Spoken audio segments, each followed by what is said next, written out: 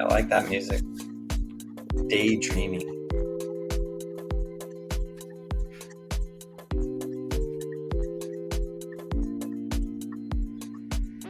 Hopefully everybody has their coffee, is ready to listen. Turn that down just a little bit. We'll get started in just a minute. Hopefully you join in. Let me know. Jump in the chat and throw something on there. Say hi. Hopefully seeing some people join from LinkedIn and from YouTube. Once again, I select Twitter all the time, but we'll see how that goes. Not sure if anybody's joining us there. It's a medium, so we'll select it. Man, this came up on us fast, didn't it? We're about to get started. Let's go ahead and get over to it's weird. I've got the music on, but I can't see the chat. And we are live. So I want to greet everybody that's joining us via LinkedIn and YouTube. Welcome to the Cutaway Security ICS Friday Infosec chat.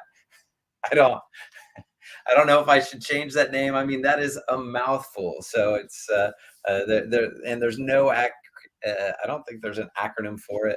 We'll see if we can come up with one. But thank you for joining us. If you do join us on LinkedIn, YouTube, please post a message or post a comment. Let me know that you're out there. Just say hi at first, and then introduce yourselves. Let us know. Let other people know that you're there. And let's just talk about a few things. If you want to, ask questions. If you want to join on the StreamYard, I did post the StreamYard to Twitter and to the Cutaway Security Discord channel. So please do that. Hopefully we'll see if we have another drop in this week, like we did last week. That conversation with Ron last week was a lot of fun. I was on site, purely a surprise.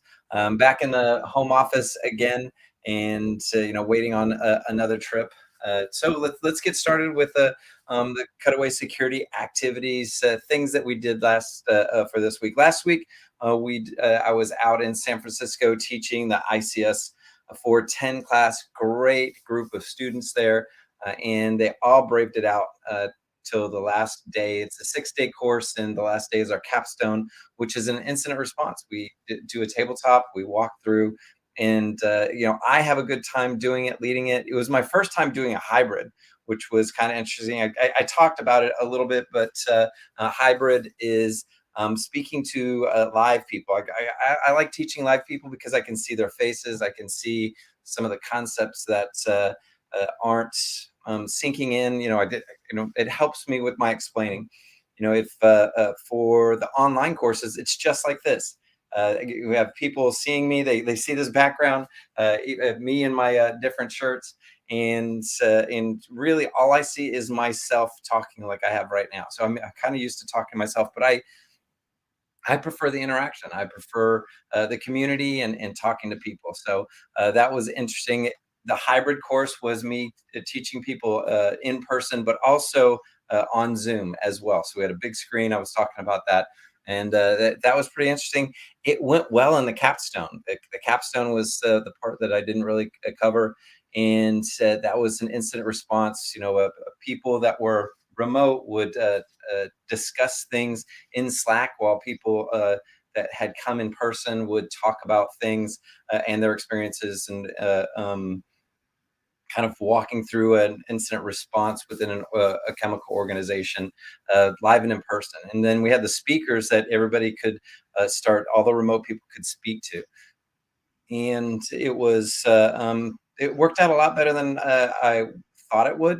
Like I said, it was the first time doing it, so I was pleasantly surprised. It's always nice to be pleasantly surprised, right? Okay, so Cutaway Security activities this week, and I had one part of information security consultancies is having clients uh, that want to do something and things shift. And it's just a part of doing business. It can be a little bit harder on some smaller shops. Uh, meaning that some consultancies, the smaller shops, they don't have anything to fill that void. If they're not billable, then they're not billable. And so that happened to me this week, which was one of our larger clients. They couldn't get all of the resources lined up, and they had to shift the work to another week.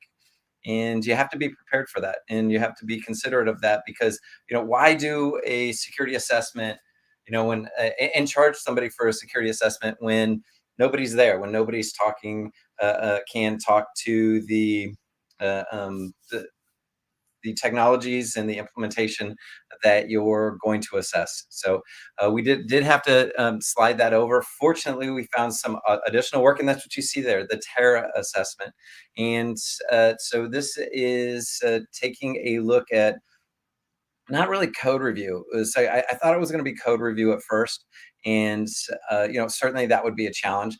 But what it was the documentation for the code, how the documentation that the developers are using internally, and providing to other people. So it's I really identifying the use of the different mechanisms and their interactions and communications in an automobile.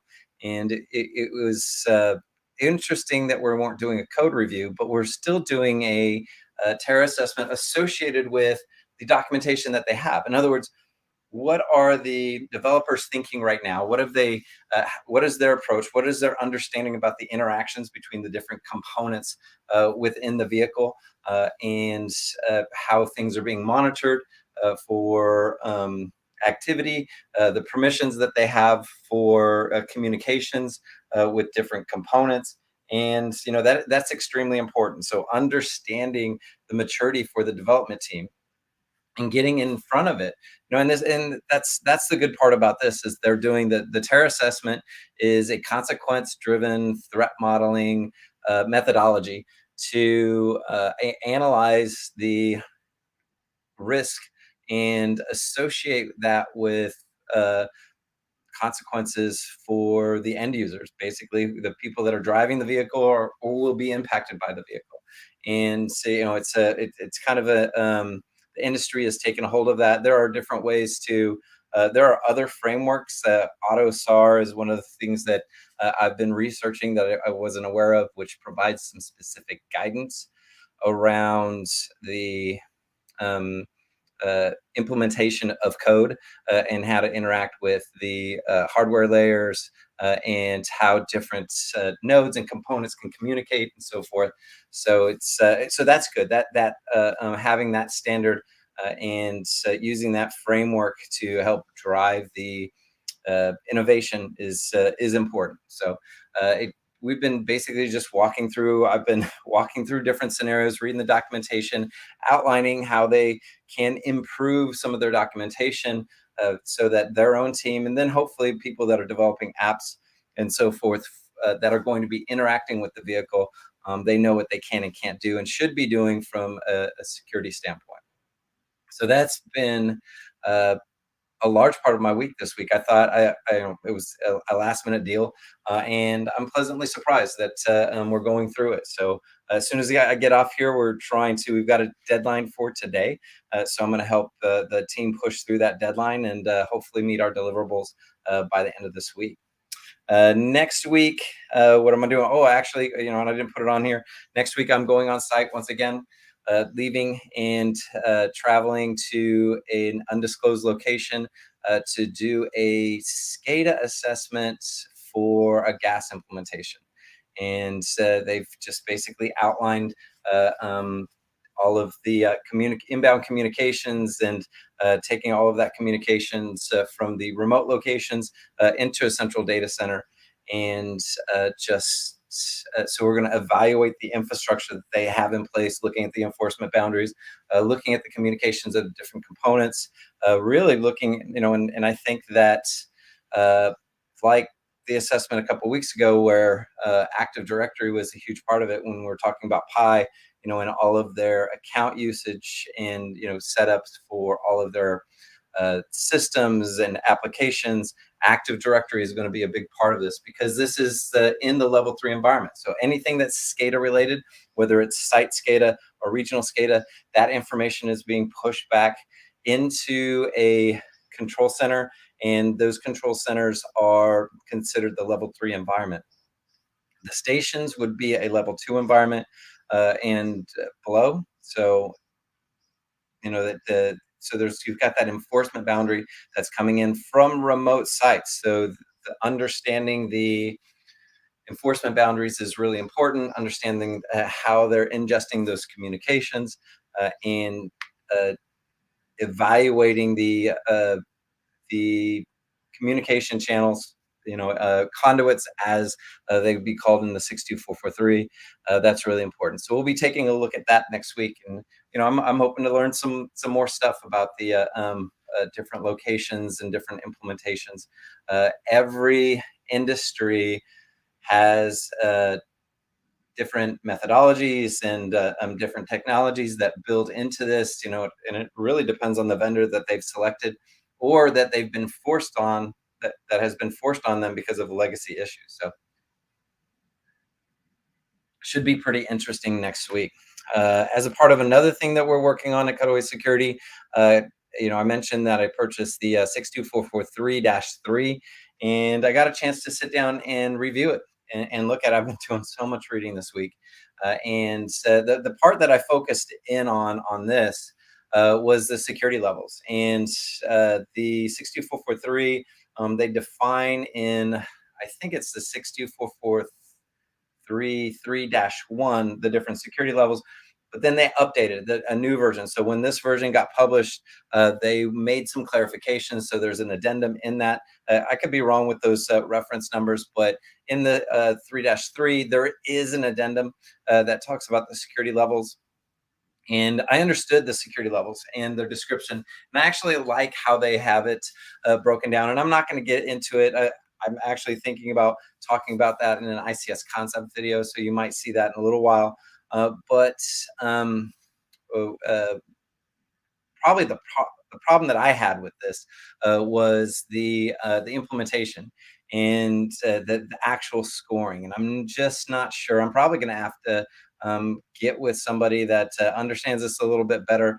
Daniel's, regularly jumping into the stream and talking in the comments and LinkedIn comments, if you haven't noticed.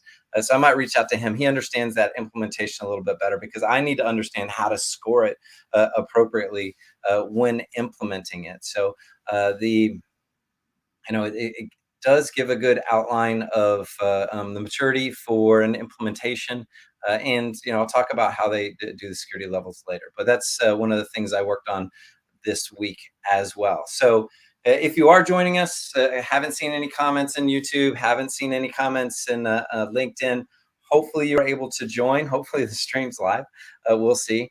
But I appreciate your time. If you can say hello, just put something in the chat. If you can, or if you have any questions or comments, experiences this week that you want to relate, please let us know. Okay. So the other topics that we wanted to talk about were, just been kind of monitoring things that have been going on in the Cutaway Security Discord. There's been some pretty interesting releases of information associated with the satellite attacks, and just I think yesterday they posted. One security researcher posted some more specific details about some of the attacks that the Russians are doing on the different satellites, and uh, included some technical information. I have to read through the whole thing. We discussed it a little bit in the ICS channel in the Cutaway Security Discord, but I didn't read the full article at that time. One of the things that one thing that somebody keyed in on was the fact that firmware had been uploaded to basically overwrite the running config. And I might be slightly off on that, but certainly the configuration, the researcher that, or the image that I saw in the Discord was an image taken from the blog and by the original researcher, which showed the actual running config, and then it showed that section of memory that was overwritten, and basically it was just incremented bytes. And you can go through and you can see that they just they didn't do any type of sophisticated attack or anything like that. They just overwrote the configuration, which meant that the satellite couldn't work. If it doesn't have that information, the configuration information. Now, I saw another tweet that talked about how this wasn't necessarily a corruption of the actual configuration, that this was just a running configuration, and the reboot of the system would get it back into its normal running config. But so a couple thoughts on that. First of all, that's great. Getting it, being able to restore service is the first thing that people think about.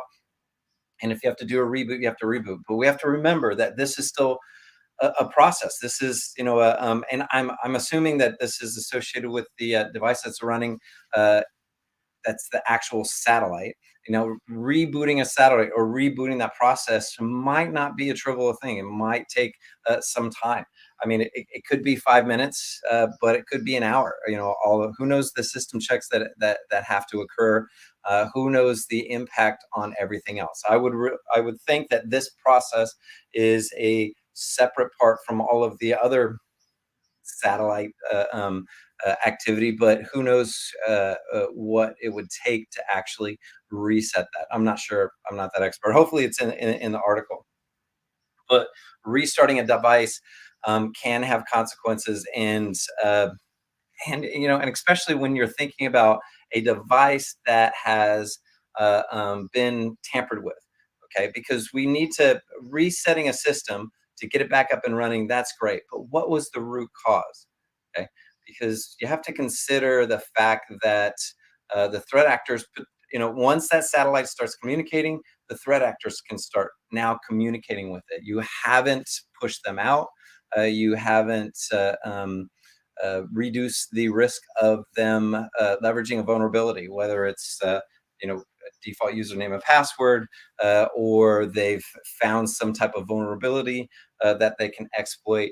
You still need to understand that. So, and when we're thinking about doing incident response in the corporate environment and incident response in a process environment, it might be in our corporate environment that we want to leave that system down. We want to leave that system down until we want to contain, meaning that we would corporate response would be like, okay, take the satellite down, review logs, review information, do our forensic analysis, and we'll operate without that until we understand the root cause and we can kick them out. In a control environment, incident response, it might be that, hey, we need to reboot the system, get it back up and running, and then take some other action to identify the root cause. In other words, operating in a vulnerable state, possibly operating in a compromised state as well. So, choosing that recovery over not having the service running is a consideration that a lot of organizations have to grapple with when we're talking about control environments. So hopefully, if you have any comments or anything like that, any questions around that, please jump into the chat channel and let me know if there's anything out there. So I'll be reading up on that satellite attacks a little bit more. It's any type of attack, it interests me a lot. Really kind of hoping for that root cause to understand that. Another interesting impact is the fact that those satellites, while they were being used, I assume, by Ukrainians, and that the Russians were attacking it for that reason, other services use those satellites. And my understanding is that some of the wind farms in different European companies or countries, like Germany, actually lost communications as well. So command and control of those wind farms might have been lost. And yeah, I probably, command and control very, it sounds like C2. So I wasn't necessarily referencing that, but I mean, I guess there's a couple ways to look at that as well. So first of all, an organization is losing communications with the remote stations. Okay, but now that communications that company has to deal with, as soon as those communications come back up, they have to realize that satellite, that third party, that vendor uh, communications route has been compromised. So although they do want those communications, hopefully they are encrypting the traffic. If the service isn't providing encryption, an encrypted tunnel, then then that should be taken into consideration. Even if the service is providing an encrypted tunnel, remember that the threat actors have access to that satellite, probably enough to modify the configuration files, which means potentially that they can compromise certificates. They can actually set up proxies for kind of a machine in the middle, satellite in the middle, for those communications. So if you're not encrypting your own traffic that is passing through this third party network, and basically this is just a router, another hop in the communications route. If you aren't protecting your communications, right? So we should implement security on those communications channels. So hopefully the satellites, I believe they are doing it, but certainly we have to remember that we can't trust that 100% because we don't control that. So what we need to do is, to any communications that we're going to send across that third party network equipment, we need to encrypt that. If they're encrypting it, now we just have double encryption, and that's great. But if we're sending it clear text with the assumption that they are encrypting it, if we don't have some means to understand the security of that network equipment, satellites just network equipment, we have to realize a part of our threat modeling is that that system could get compromised. And if we're sending configuration information, passwords, other sensitive information in clear text across that, because they state they have encryption, yeah, we have to remember that there might be a threat actor in the middle if they compromise that satellite. So it's all interesting. There's many things to consider around this. So if you're joining us from LinkedIn and YouTube, let me know. Jump, just say hello. Let me know that you're out there and you've joined us for our Friday Infosec chat around ICS. So what's the next thing? And this kind of got me, and this is another thing that we talk. A few people were talking about. I mean, I instigated this part of the conversation because I think about this a lot. I do a lot of research. I mean, I've done a lot of research in the past. I, do threat modeling and consequences. Think about consequences. And the satellite attack really kind of drove things home for me, meaning that the threat actors, they just wanted to take this communications medium out. They didn't have a lot of time. Who knows if they thought of a way of doing a more sophisticated attack. And at the end of the day, what they chose to do was kind of like what they did um, in the substations during the attack on the Ukrainian grid in 2015, which is to take an action on something and then take out one portion of the uh, um, communications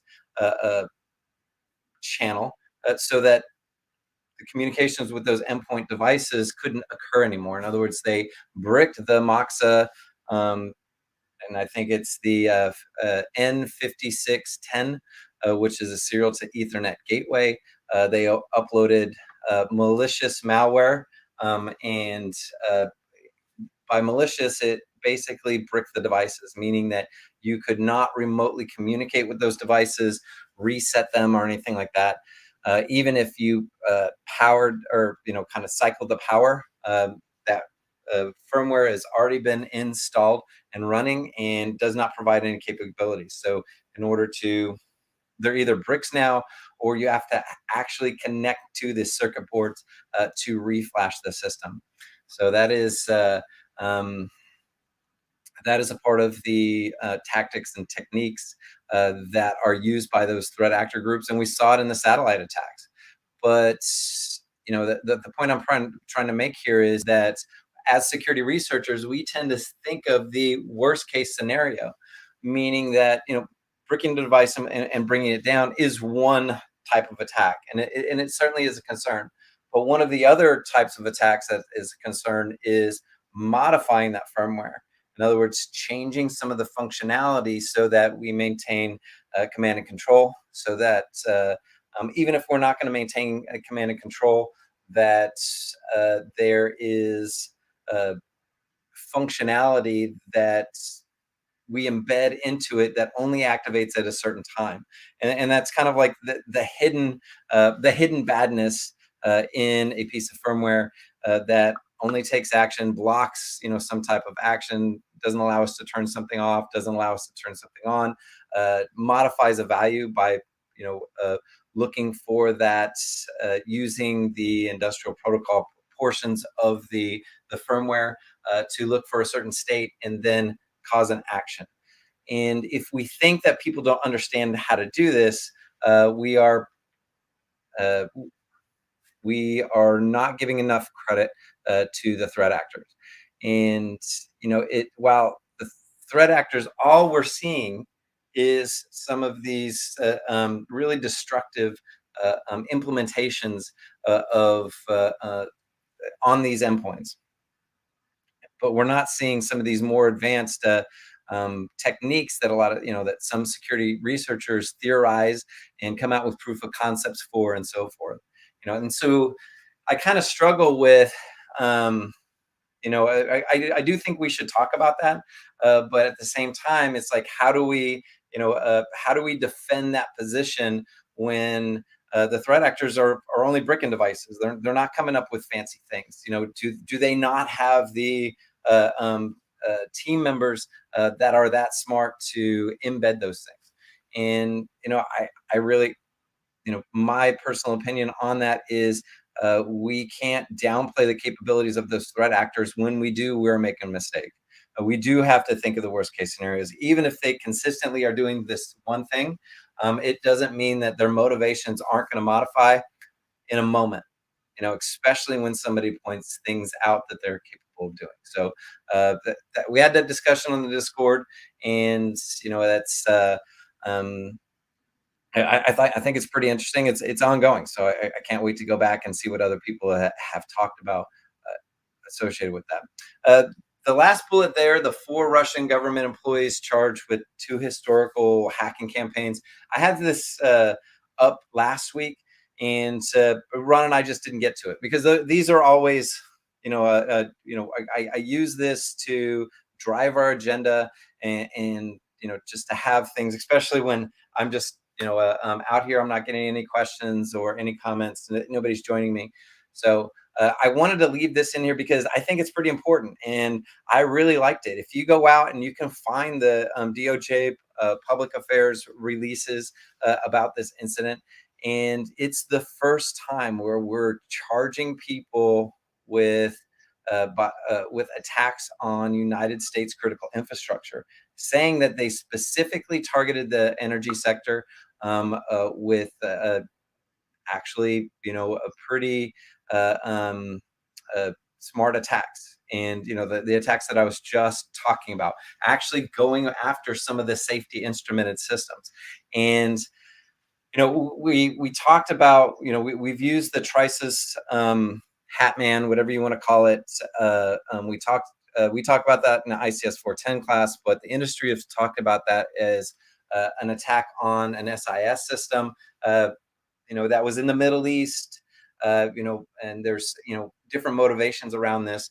But now we're seeing this kind of propagate to other places. Actually, we saw it, and the experience is out there. It's just unfortunately, it takes multiple years So 2012, 2018, multiple years to release this information to the public. And I do think that's a disservice because this goes back to what we were just talking about, which is the threat actors are smart. When they have time, they will take action associated with their goals, and they will modify things. It's the worst case scenario, so we do have to think about that. And this is an excellent point to get out there to the public. We really need this. Organizations need this to help their executive leadership understand, yes, we are actually being focused, targeted by threat actor groups, and they are trying to get at these safety instrumented systems to be ready to take action whenever they can. So our pushes to improve our information security teams are the regulations really kind of um, uh, making it a requirement to have these security teams to implement security beforehand in our design, to monitor as we're going forward. And if we see something, to respond, have a team ready to respond, to gather information and help us take action is out there. So, I mean, that is going on. And, so this type of information just really helps. Okay. Well, we're at the end of our half an hour. If you joined us, that's great. I really appreciate it. And so everybody that's looking at us from LinkedIn, from YouTube, if you're watching this afterwards, thanks for taking the time to sit down and listen to this. Hopefully, you found the conversation interesting. Me just talking to you. I appreciate your time. I hope you have a great weekend. The weekend's coming up, and that your next week is going to be successful, hopefully just as successful as your week this week. So thank you very much for joining us for the Cutaway Security ICS Friday InfoSec chat, and we'll see you next week.